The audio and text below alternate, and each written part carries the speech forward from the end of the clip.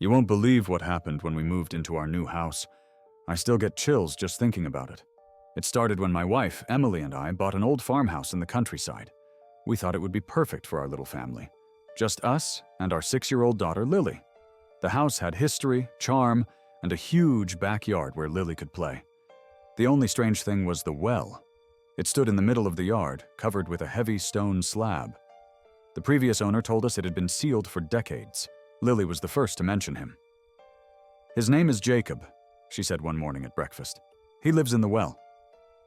Emily and I exchanged glances. "Sweetie, no one lives in the well," I said, forcing a smile. "Yes, he does. He told me so." I brushed it off as imaginary friend nonsense. Kids make things up all the time, right? But then, the strange things started happening. Lily would sit by the well for hours, whispering and laughing like someone was whispering back.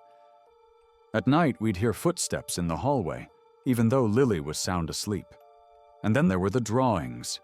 She would bring home crayon sketches of a boy in old-fashioned clothes, standing by the well, always with hollow, black eyes.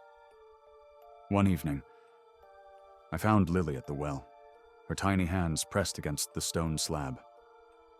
"Jacob says he's lonely," she murmured. "It's time to go inside," I said, suddenly feeling uneasy. That night, I woke up to the sound of running water. The pipes groaned, the faucets dripped, and then I heard it, a child's voice echoing from the backyard. "Let me out!" I bolted up and ran outside. The well cover had shifted, just slightly. My heart pounded as I stepped closer. The air around it was ice cold, and then I felt something. Small, cold fingers wrapping around my wrist. I yanked away, but the grip was real. Too real. We left the house the next morning. We told ourselves it was just an old house settling, our imagination running wild.